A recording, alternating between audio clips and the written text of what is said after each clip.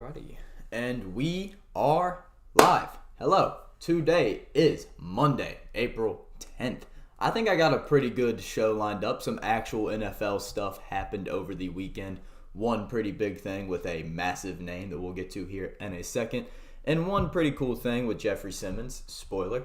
NBA play-in preview is going to be previewing the two Tuesday night matchups. And it was a wild weekend in the NHL.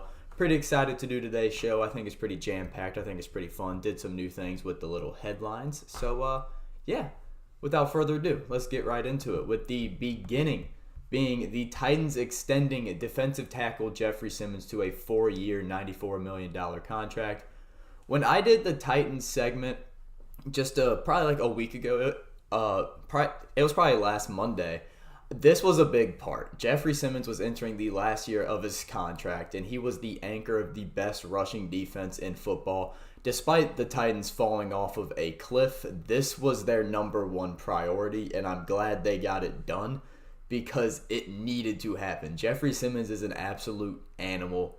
As I already said, best rush defense in football. He was the defensive tackle of that. The contract, 4-year, $94 million. I believe it's $66 million guaranteed. We don't have the year-by-year breakdown quite yet. At least that's not what I saw. But it is total value. It is $1 million less than Aaron Donald's contract. And obviously Aaron Donald got like $30 million per year. Jeffrey Simmons only getting 23. When it comes to the non-Aaron Donald contracts, this is the biggest one because Aaron Donald obviously is in a different stratosphere. Everyone else is down here.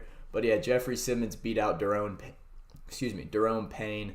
Probably Dexter Lawrence will probably get a pretty similar contract to this one. But yeah, this is great for the Titans. I was a little concerned they were going to go too heavy into trading up to pick 3 or whatever they were, rumored to do. This was number one priority. Happened a little late, but better late than never. Good for the Titans getting that one done. As we can see on the right, other massive news. Odell Beckham Jr., the hunt is finally over. He signs with the Baltimore Ravens, 1 year, $15 million up, and under the contract with incentives is up to $18 million. I think money was a big one for Odell. Obviously, you want to make as much money as you can, but I think the destination is a little weird. I was looking at Ian Rappaport's Twitter over the weekend, and he was set to have a meeting with the Jets and talk about the Aaron Rodgers possibilities, talk about the contract, yada, yada.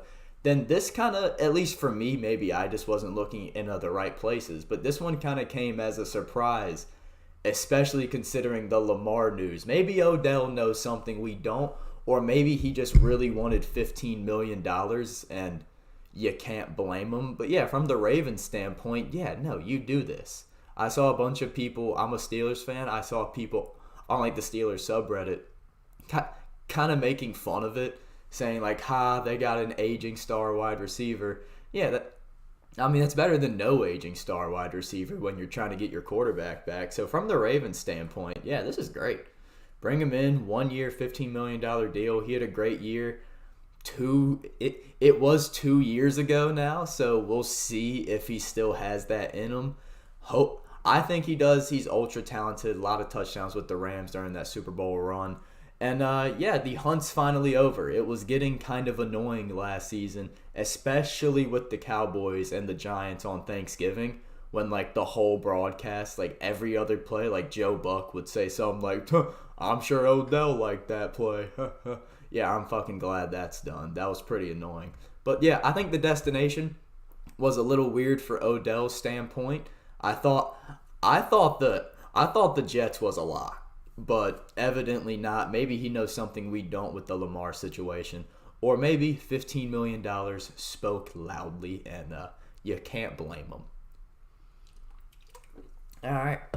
Awkward can sip.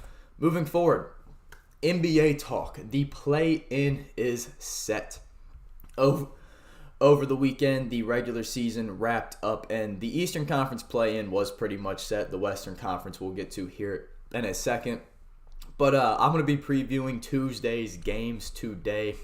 This game being Heat versus Hawks, and then the late game on Tuesday, the nightcap, is Lakers versus Timberwolves.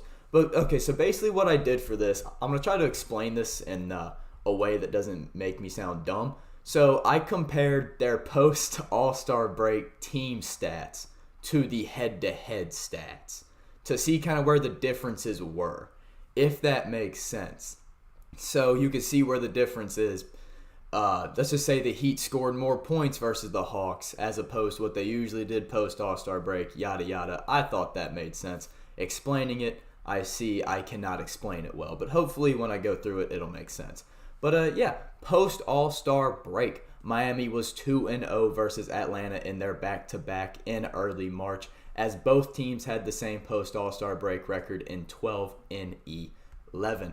And in those two matchups, the Heat averaged 11 more points per game versus the Hawks than the rest of the post All-Star break little 2 months. They also shot 8.5% better from 3 off of 2.7 less attempts per game, and they shot 6 more free throws per game. Looking at it from the Hawks' perspective, obviously they're on the losing side of these games, so they averaged 5.2 less points per game, shot 6% worse from 3, minus 9 rebounds per game, minus 4 blocks per game, so they had absolutely no paint presence versus the Heat. And I looked at the games. Clint Capella was playing, and Bam Adebayo was also playing. Bam sunned that, man. And the Hawks also committed 6 more fouls per game. What I'm comparing these two once again is the head-to-head matchups. This side, head-to-head matchups to the post All-Star break averages. I think that makes sense. Maybe I'm just not explaining it well.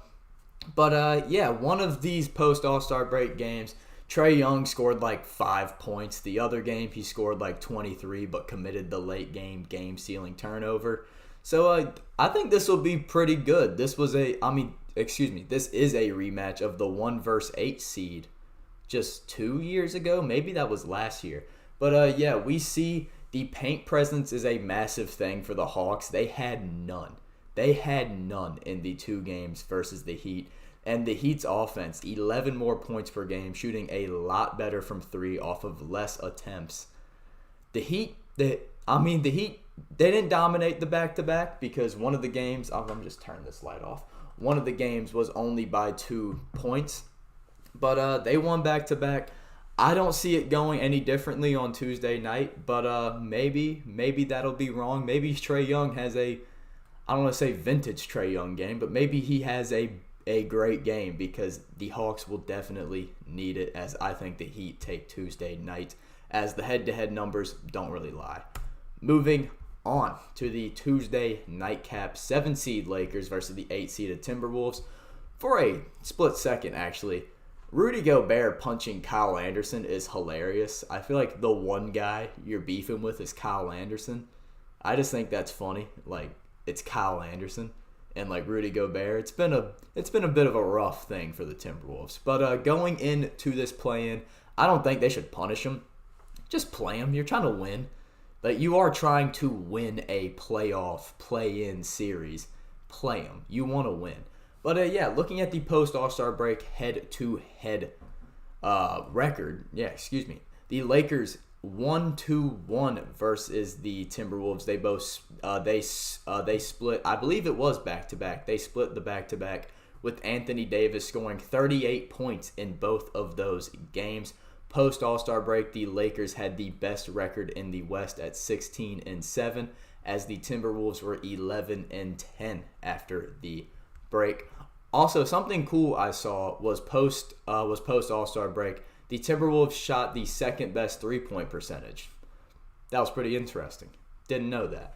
But yeah, looking at the head-to-head stats, both of these teams were worse on offense versus each other, and it makes sense. There are a lot of big men on the floor. And to look at the specific numbers, the Lakers were 5 less points per game versus the Timberwolves, shooting 2.4% worse from the field, but they also got 2.5 more steals per game. That's kind of cool. Minnesota minus 5.5 points per game versus the Lakers. They kind of went away from the paint. They shot 3.7 more threes per game, but was worse by 2% from the three. That made sense, I think. And also for Minnesota, when it came to free throw attempts versus the Lakers, they shot 8 less free throws per game, but they did shoot 10% better from the line. Must have been a pretty good week for them from the line. But yeah, Lakers Timberwolves, the Rudy Gobert. I haven't seen anything this morning. I didn't really look for anything this morning about it, but if they play him, this will be really good. I just think the Lakers are too hot right now. They almost that game on ESPN yesterday where Chris Dunn had like a 26-point triple-double. That was a little concerning for the Lakers. But I'm not too concerned. Bron and AD are Bron and AD. Timberwolves seem to, I don't want to say be imploding because it's Kyle Anderson and Rudy Gobert, but just head-to-head, Anthony Davis is proving that he dominates the Timberwolves. The offenses are less, but LeBron's back. LeBron's back. I personally think the Lakers win this play-in series in 1. I think it'll be a good game, though. I don't know if I'm going to stay up to watch it, but I think it'll be pretty good. Moving forward, Wembanyama watch, because I'm doing the NBA a lot sooner than usual. Wemby. The Metropolitans 92s won 93-80 versus Strasburg the other day. I believe that was last Friday, actually, with Victor Wembanyama scoring 29 and bringing in 19 rebounds. This was a big bounce-back game for both him and the team, as the last time Victor played, he only scored 8 points, and the Metropolitan 92s had lost 3 of 4. Boom, now we got to bounce back. I believe this is their last game until like April 25th. So that's kind of a bummer, but yeah, the NBA lottery odds are set. They've actually been set for a while. I don't really remember them, but I know the top 3 teams tied at a 14% chance to get the 7-5, 7-3 French big man who can shoot the threes. It is the Spurs, Pistons, and Rockets all tied at 14%. And yeah, he had a great game. So good for Victor. Let's get into the meat and potatoes of the show, the stuff I've been wanting to talk about this whole time. On Saturday, the NHL weekend was kind of wild. A lot of shit happened. A lot of stuff happened. On Saturday, all 32 hockey teams played. That was the first time in history that has ever happened. And boy, was it a fun one, with the first game of Saturday afternoon being the Buffalo Sabres versus the Carolina Hurricanes. I was not able to watch a lot of games on Saturday as I had work, but I had this game kind of pulled up. Sabres stay alive as they win 4-3 over Carolina as Carolina slips. What a game for Buffalo player Rasmus Dahlin. He had 1 goal and 2 assists, and in the third period, scores tied 3-3. I'm gonna set the scene. About 13 minutes left in the third period. Scores tied 3-3. Carolina gets an open look at the net off of a rebound, I believe it was. Wide open look, just hit it in. Boom. Carolina's leading. Not on Dahlin's watch. He blocked it. And then just under a minute later, the same exact and the same sequence of plays, Tage Thompson got a one-timer goal to take the 4-3 lead. That was the eventual game winner. So yeah, that Dahlin block, he had 1 goal, 2 assists, massive block that turned into a Tage Thompson. That's his Thompson's 46th goal on the season, the eventual game winner. Dahlin, fantastic game. Another guy who had a fantastic game, Casey Middlestat had a 2-goal night, getting his 11th and 12th of the season off of 2 great assists. The first one was the first goal of the game. The guy who had the assist kicked it to him, and it was like a redirect. It was beautiful. It was pretty nice. And then the second one was one of Dahlin's assists. He just shredded the defense, and Middlestat was wide open in front of the net. Just a great game for Buffalo, but what does this mean for them in the overall playoff race as the season ends on Friday? Buffalo's still in it. They are at 85 points with 2 games in hand, with Pittsburgh, Islanders, and the Florida Panthers ahead of them. And their remaining 4 games are against the Rangers, Devils, Senators, and Blue Jackets. Those are 2 very tough ones and 2 pretty easy ones. Sabres, they are alive right now, but by the skin of their teeth. And then what does this mean for Carolina? This is right now Carolina's 8th 2-game losing streak of the season, but only 3 of those 8 have turned into 3-game losing streaks. Sebastian Aho got his 35th goal of the season. I'm not too concerned for Carolina. It's only 2 games, but the playoffs are coming. You got to start beating teams like Buffalo. Antti Ranta or Ranta, you got to start stepping up. Playoffs are coming, and they had a chance to slip down these standings, but the Boston Bruins were able to beat the New Jersey Devils 2-1 as the Saturday ABC primetime game. Why does that matter? What is the correlation? Well, with Carolina losing, if the Devils beat the Bruins, the Devils would have taken over the number 1 spot in the Metropolitan Division, but it didn't happen. Boston got the season series sweep over the Devils as Carolina stays ahead by 1 point. As the Rangers, actually, I didn't know this until like 30 minutes ago. They don't have a big chance, but they have a chance to also take over that number 1 or that number 2 seed. As they got the shutout over the Blue Jackets on Saturday. But moving forward to the every show staple now, the Eastern Conference wild card race.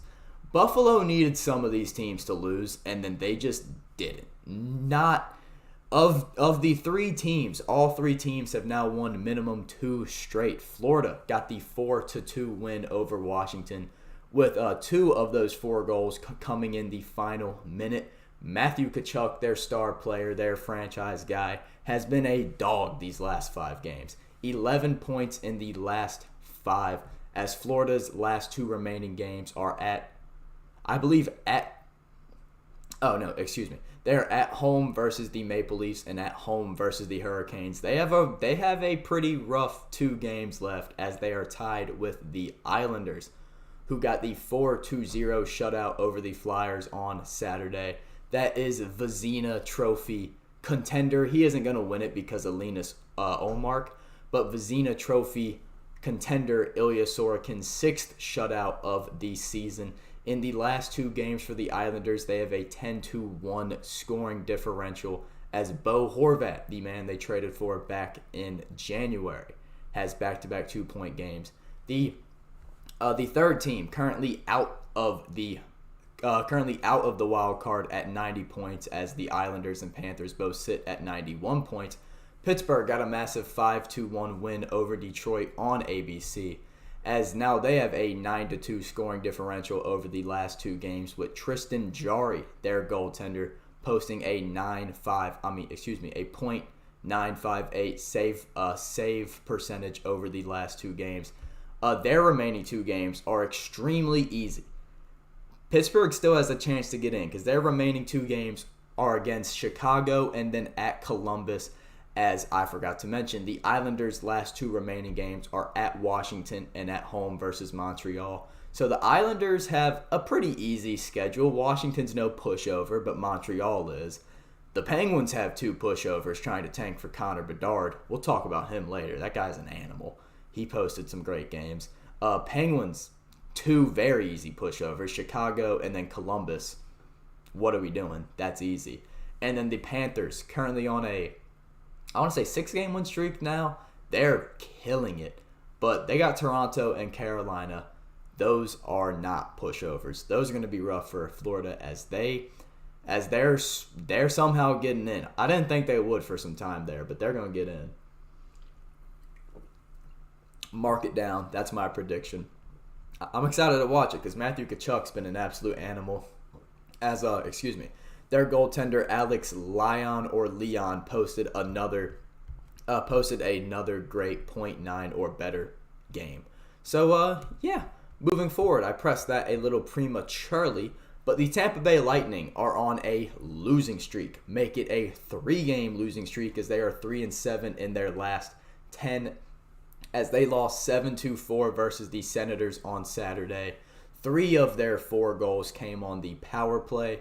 Tampa, I don't remember the number, but post All-Star break, going back to little NBA stuff, But post All-Star break, Tampa is not. I think they're below 500 or just at 500 post All-Star break. So they've been falling. They really have been falling. As obviously they've been to 3 straight Stanley Cups. I'm not too concerned about them come playoff time, especially considering they have the big cat Andrei Vasilevsky. Vasilevsky, the man himself, has not been in the last 2 games. It has been Brian Elliott, who's kind of bad. But yeah, Tampa 3-7 in their last 10. They need to get it together in their last 2. I don't have their last 2 marked down, but in their last 3, they have they have an 8-19 scoring differential. It's not looking pretty, as three of their 4 goals came on the power play versus Ottawa. 5-on-5, they're not doing too hot. Looking at the team they're going to play in the playoffs, it is already locked in. The Toronto Maple Leafs shined on Saturday versus a very bad Montreal team, but the Leafs like to lose to bad teams, so this was pretty cool. 7-1 win over Montreal, as 6 of those 7 goals came from the core 4, being Austin Matthews getting his first 4-point game of the season, 1 goal and 3 assists, as he's at 39 goals on the year, looking to reach 40. I know that's a far cry from the Hart Trophy winning 60-goal season last season, but he has been turning it on in this last month, as it looks like the injury he was playing through is about done. That's very nice for the Leafs. Mitch Marner, 2 goals and 1 assist versus Montreal. John Tavares got 2 goals. That's his 7th 2-goal game of the season. William Nylander, the 4th guy in the core 4, he has not been doing too hot recently. He had a great start to the season, but ever since the beginning of March, he's really kind of taken a step back. He got a goal versus Montreal off of 10 shots. That's absurd. And then Ryan O'Reilly in his 2nd game back, the big trade deadline acquisition for the Leafs, got 3 assists. Yeah, the Leafs seem to be kind of hot. The Lightning seem to be kind of not. So hopefully it's a very good playoff series. I expect it to be, considering Tampa is still Tampa. I don't care if they're 3-7 in their last 10. They have Vasilevsky. They have Steven Stamkos. Braden Point is 1 goal has a 1 goal away from reaching 50 on the season. It's going to be a pretty great playoff series, but as of right now, with 2 games left in the season, actually I think 3 for Toronto, but just under a week left in the season for these 2 teams, looking pretty favorable for Toronto. So yeah, that's going to do it, for the Eastern Conference talk right now. We'll talk about the Bruins here after the Western Conference talk, as of the weekend was pretty historical for the NHL, but we'll get to that after the Western Conference talk. The Wild West wild card race. Only one of these 3 teams shown are going to make it, as the Kraken have already clinched a playoff spot. We'll talk about them actually soon. They actually might be moving out of the wild card. But only one of these 3 teams are set to make it. And all 3 of these teams have been playing each other over the last week and play each other tonight, actually. It's pretty crazy. But Predators versus Jets was on Saturday. The Jets got a shutout win, 2-0 over Nashville. Connor Hellebuyck, I think that's how I pronounce it. He got I think he's a former Vezina winner. He got a shutout. And Mark, I meant to Google how to pronounce this, but someone on the Jets with the first name Mark got his 40th goal of the season, as Nashville looking to be the odd man out. Calgary had a chance to go 3 points up over Nashville, as they had a game against Vancouver on Saturday night, but they lost in the shootout. They still did notch a point to get the 2-point lead over Nashville. But if they just win in the shootout, or just beat Vancouver in general, because the Canucks are bad, then they're tied with Winnipeg. That is a rough one, as old Thatcher Demko for the Canucks had a 41 save game. I remember when I first started doing these live shows, old buddy Thatcher Demko was hot, and then ever since then he hasn't been hot. This was his first good game in a while, so hey, good for him. But it doesn't really matter, As looking at these teams' remaining games, Nashville sitting at 88 points has a rough 3 remaining games. They are at Calgary, I believe tonight, if I'm not mistaken, and then at home versus the Wild and the Avalanche. Looking at the Flames, kind of easy 2-game stretch. It's not 3 games and, not too shabby as they are at home versus Nashville and at home versus the Sharks, who are also tanking for Bedard. Winnipeg, their last 3 remaining games, a little on the rough side as they're at home versus San Jose. That one's not hard. But then they're at Minnesota and at Colorado. This has a big chance of shifting around. Only one of these 3 teams can make it, though. I would like to kind of see the Predators. They're playing pretty inspired recently with Jussi Saros. I know he gave up 2 he only gave up 2 goals in the loss, but I know he had over 35 saves. I don't have the exact numbers in front of me, but he played pretty damn good. So I'd like to see the Predators streak and make it. I think that'd be pretty sick. But moving forward from the Western Conference wildcard race, looking at some more Big West matchups. Dallas beat the Vegas Golden Knights 2-1 in the shootout victory. That was the 3:30 ABC game, actually. I think that's pretty cool. They're showing Dallas and also most importantly to me, because I think the NHL should be marketing their young stars a lot more. Jason Robertson on the Stars. He did not get a goal, but still pretty cool they're showing him on TV. Vegas, according to naturalstattrick.com, which is a hockey advanced stats website, Vegas won the high danger scoring chance battle 12-5, including 7 high danger scoring chances in the first period, but only got 1 goal from it. And it was a pretty crazy puck scrum in front of the net during the first period as well that Vegas was not able to punch in. Turned out to be pretty impactful as the game would end up going to shootout. Jake Ottinger, I learned that it's not Oettinger, it is Ottinger, is the Dallas Stars goalie. He is 10-3-1 since the beginning of March as the Stars sweep the season series versus Vegas 3-0. Now, why does this game matter? Why am I talking about it? Well, these teams could meet in the Western Conference Final, but that's not the reason why I'm talking about this. The Stars winning put them 2 points over Minnesota, and Vegas getting a point means they're 2 points ahead of the 7-game win streak Edmonton Oilers. The Oilers are hot right now, and we'll talk about Connor McDavid and some history he made later. But Edmonton's hot right now. Vegas, they did not get the win, but they got the point. But they got the point because they took it to overtime. That was massive to take the 2-point lead. Moving forward, nightcap game, Colorado 4, LA Kings 3.